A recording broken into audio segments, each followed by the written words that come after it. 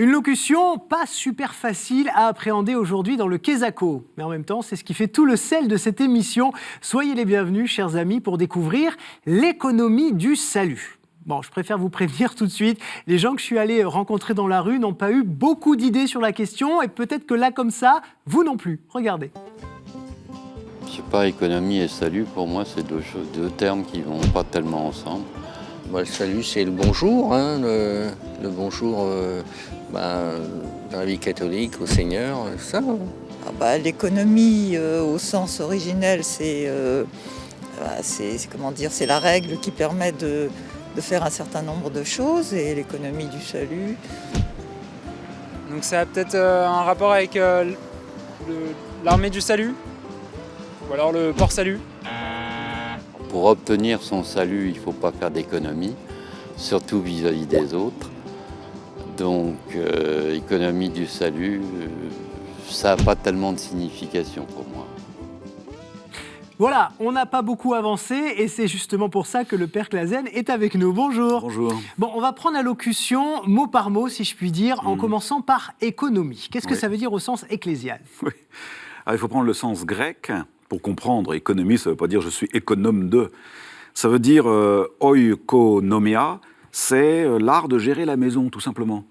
Voilà, c'est donc l'économie, c'est les règles, c'est la prudence, la manière dont on va distribuer les tâches, etc. Et donc ça veut dire que c'est aussi la façon dont Dieu gère sa maison. Alors voilà, si on le rapporte à l'économie du salut, c'est comment, en gros, comment ça va se passer. Ouais, parce que le salut, c'est quoi ? Oui, très bonne question. C'est une question bête, mais... Oui, le salut suppose qu'on ait besoin d'être sauvé, et besoin d'être sauvé de quoi ? De l'errance. C'est-à-dire, nous avons perdu notre vocation. Notre vocation, c'est d'être conduit en Dieu, d'entrer en Dieu. Or, cette vocation première a été dévoyée.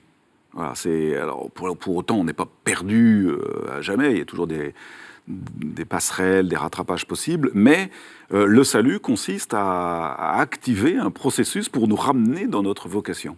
Et alors, l'économie du salut, on pourrait le définir comme étant le projet de Dieu pour sauver les hommes ? C'est comme ça qu'on pourrait le dire ? Exactement. C'est comment va-t-il s'y prendre pour, en gros, ramener les hommes à leur vocation première. Mais alors Dieu, justement, il veut nous sauver de quoi, très précisément ? De tout ?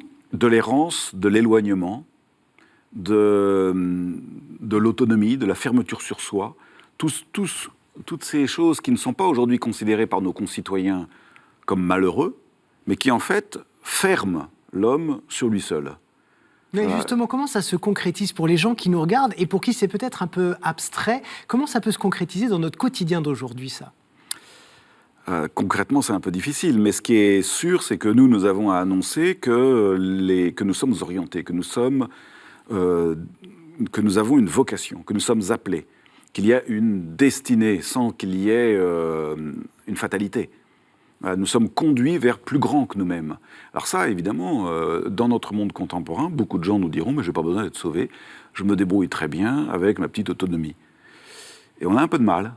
Sauf que nous croyons, et je crois que c'est notre métier, si j'ose dire, de chrétien, de prétendre, de dire, d'affirmer et d'annoncer que nous sommes destinés à plus grand que nous-mêmes. Et cette économie du salut, elle passe aussi par l'écologie, par la préservation de notre planète. C'est ce que dit le pape François. Oui.